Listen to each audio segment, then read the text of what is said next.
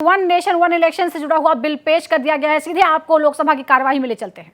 केंद्र सरकार को शक्ति प्रदान करता है सर। ये आपका जो यूनियन लिस्ट है उसका एंट्री 72 और ये संशोधन राज्यों को संविधान प्रदत्त शक्तियों को न तो कम करता है और न ही छीनता है सर। ये जो संशोधन है एकदम संविधान सम्मत हम लेकर के आए हैं। अब एक विषय आया बेसिक स्ट्रक्चर का, इसमें 2 मिनट में बोलना चाहता हूं। बेसिक स्ट्रक्चर पे सर्वोच्च न्यायालय ने, माननीय सर्वोच्च न्यायालय ने केशवानंद भारती केस में 1973 में इस फेडरल स्ट्रक्चर के बारे में बात की है। उसमें 5-7 बिंदु उन्होंने तय किए हैं। बाद में और मामलों में भी कुछ बिंदु जोड़े हैं, कुछ विषय जैसे judicial review, federal character of the constitution, separation of power between legislature, executive and judiciary, secular character of the constitution, supremacy of the constitution. ये इस बिल में कहीं भी आघात नहीं हो रहा है, कुछ भी नहीं हो रहा है इसमें। जो बेसिक स्ट्रक्चर में कहीं भी कोई छेड़छाड़ नहीं की जा रही है। आगे मैं ये कहता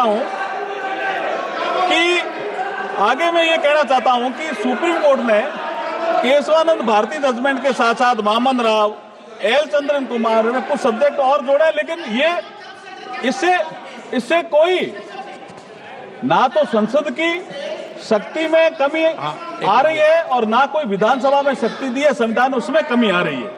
मैं एक चीज जो बाबा साहब का यहाँ जिक्र आया और बाबा साहब के कोर्ट का भी जिक्र आया, मैं अध्यक्ष जी आपकी अनुमति से कहना चाहता हूं। 4 नवंबर 1948 को संविधान सभा में देखिए, प्रधानमंत्री नरेंद्र मोदी जी ने मुझे ये अवसर दिया है। बाबा साहब भीमराव अंबेडकर पहले इस देश के कानून मंत्री थे। जिस वर्ग से बाबा साहब आते थे उसी वर्ग से मैं आ रहा हूं। ये नरेंद्र मोदी जी ने बहुत बड़ा अवसर दिया है मुझे। तो अध्यक्ष जी मैं ये बात सदन में रख रहा हूं, इसलिए मैं कह रहा हूं कि संविधान सभा में बहस के दौरान, now you have to listen to me, संविधान सभा में बहस के दौरान you have objected, so you have to listen to me. संविधान सभा में बहस के दौरान 4 नवंबर 1948 को बाबा साहब ने क्या कहा? संघवाद का मूल सिद्धांत यह है, बाबा साहब का कोट है ये, आई एम कोटिंग इट। संघवाद का मूल सिद्धांत यह है कि विधायिका और कार्यपालिका की सत्ता केंद्र और राज्यों के बीच केंद्र द्वारा बनाए गए किसी कानून के द्वारा नहीं बल्कि संविधान द्वारा ही बंटी होती है। क्या? Union list, state list, concurrent list. हम किसी सूची में कोई संशोधन नहीं कर रहे हैं साहब। कैसे संघवाद पे चोट कर रहे हैं? हम नहीं कोई चोट कर रहे हैं। दूसरा, बाबा साहब ने कहा था भारतीय संघ राज्यों के बीच किसी समझौते का परिणाम नहीं है। ये बाबा साहब का कोट ही है कि भारतीय संघ राज्यों के बीच किसी समझौते का परिणाम नहीं है। राज्यों को फेडरेशन से अलग होने का अधिकार नहीं है। फेडरेशन एक संघ है और इसका स्वरूप अविनाशी है, कोई नहीं बदल सकता फेडरल स्ट्रक्चर को, ये बाबा साहब ने कहा। अब ये है ही नहीं विषय इसमें, ये राजनीतिक कारणों से इसका विरोध कर रहे हैं। अब आप देखिए, संसद के अनुच्छेद 327 के तहत लोकसभा और राज्य विधानसभाओं को चुनाव को एक साथ कराने के लिए संविधान में उचित संशोधन करने का अधिकार है, जब मैंने बताया। अब मैं एक बात, जो ये जो हमने जोड़े हैं आर्टिकल जोड़े हैं, हाँ ठीक है, आर्टिकल जोड़े हैं, उसमें मैं एक बात अध्यक्ष जी कहना चाहता हूं। जब बात जेपीसी की आई गई तो डिटेल चर्चा जेपीसी में होगी। कुछ तो बोल गए, हाँ जेपीसी में होगी, लेकिन आज में चूंकि आपने अवसर दिया, मैं हमारे पूर्व राष्ट्रपति रामनाथ कोविंद जी का धन्यवाद करना तो चाहूंगा और उनके जो एचएलसी में जुड़े हुए सदस्य हैं उनका भी धन्यवाद करना चाहूंगा। गृह मंत्री जी भी उसमें थे।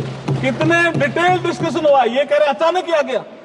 अध्यक्ष जी, 1983 से चुनाव आयोग ने अपनी वार्षिक रिपोर्ट में लोकसभा और विधानसभाओं के चुनाव एक साथ कराने के विचार किया। 41 साल से पेंडिंग है ये। अलग अलग कमेटियों ने भी किया, स्टैंडिंग कमेटी ने भी किया, फिर एचएलसी गठित हुई और ये कह रहे दलों से बात नहीं हुई।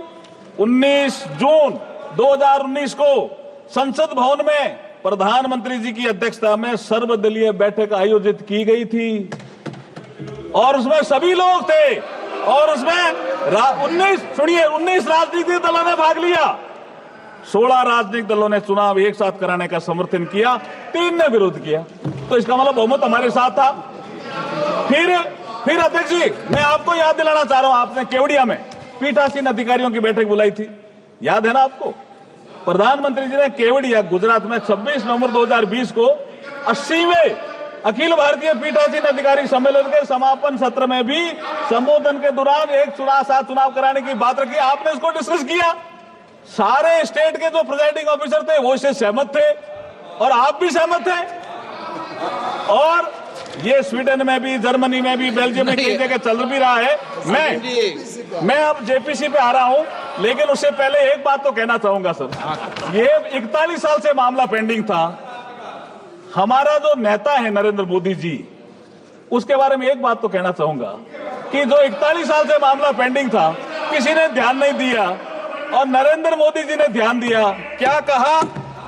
जो निर्णय लेता है सदा, जो निर्णय लेता है सदा देश हित की खातिर जग में, साहस से करता दूर सदा, जो भी बाता आदि मग में। मग का मतलब ये मार्ग है, ये इलेक्शन का एक प्रोसेस था, चक्र टूट गया साहब 71 में, तो बाधा आ गई।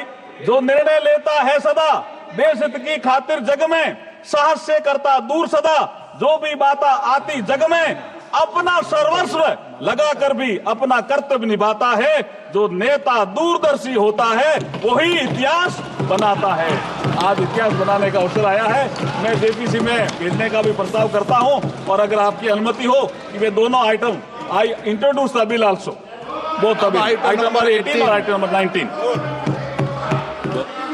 प्रश्न ये है कि हाँ डिवीजन देंगे, प्लीज हाँ देंगे डिवीजन का समय तो आने दो।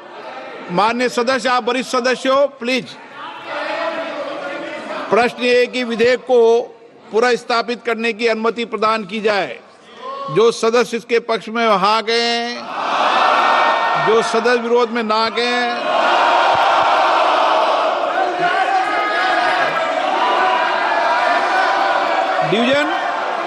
डिवीजन लॉबी खाली की जाए।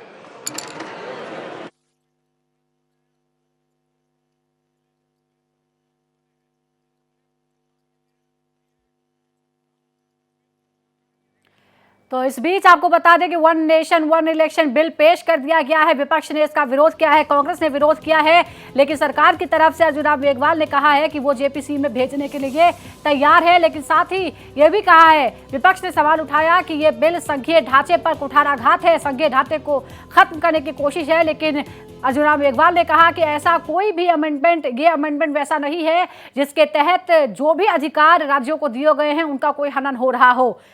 साथ ही जेपीसी में भेजने के लिए तैयार है सरकार इस बिल को। अर्जुन राम मेघवाल कानून मंत्री ने यह भी सदन को जानकारी दी है। आपको बता दें कि one nation one election bill को लेकर सरकार काफी लंबे समय से तैयारी कर रही थी। बाकायदा इसके लिए कोविन कमेटी बनाई गई, जिसने तमाम जो जानकार थे उनसे बातचीत की, राय मशवरा किया, उसके बाद अपने सुझाव दिए, सरकार को ये सुझाव सौंपे, सरकार ने इसे मंजूर किया और अब इसे बिल के रूप में सदन में रख दिया गया है। कई आपत्तियां इस पर जताई गई हैं विपक्ष की तरफ से। कांग्रेस ने, समाजवादी पार्टी ने, तमाम दूसरी तृणमूल कांग्रेस ने, सभी ने इसका विरोध किया है। हालांकि सरकार ने कहा है कि और व्यापक चर्चा के लिए वो ज्वाइंट पार्लियामेंट्री कमेटी को इसे भेजने के लिए तैयार है। एक देश एक चुनाव की तरफ सरकार ने एक और कदम आगे बढ़ा दिया है, बिल पेश कर दिया गया है। ये बिल लोकसभा और राज्य की विधानसभाओं के चुनाव एक साथ करने का प्रस्ताव रखता है। इसके साथ ही 100 दिनों के भीतर ही जो म्युनिसिपल कमीशन, जो लोकल बॉडी के चुनाव हैं, उनके चुनाव भी कराए जाने की बात कहता है। इसके तहत सारे चुनाव देश भर में एक साथ होंगे और सारी व्यवस्था एक साथ लगाई जाएगी ताकि बार बार आचार संहिता लागू ना हो, बार बार चुनावी खर्च ना आए और जो सरकारी कर्मचारी हैं, टीचर्स हैं, उन पर बार बार इलेक्शन ड्यूटी का बोझ न पड़े। तो ये तमाम चीजें हैं जिन पर गहन विचार किया गया। पिछले साल कमेटी का गठन किया गया था और अब जाकर सरकार ने इसका मसौदा तैयार करके इसे विधेयक के रूप में पेश कर दिया है। यह बिल संविधान के प्रावधानों के मुताबिक है। मेघवाल ने कहा बिल को जेपीसी में भेजने के लिए सरकार तैयार है। जैसा कि पहले अनुमान लगाया जा रहा था कि बिल को ज्वाइंट पार्लियामेंट्री कमेटी, संसदीय कमेटी को भेजा जा सकता है, सरकार तैयार है। कांग्रेस ने भी इसकी मांग की है। कांग्रेस की तरफ से गौरव गोगोई ने यह कहा कि वो जेपीसी में भेजने की मांग करते हैं और सरकार ने इस बात को माना भी है।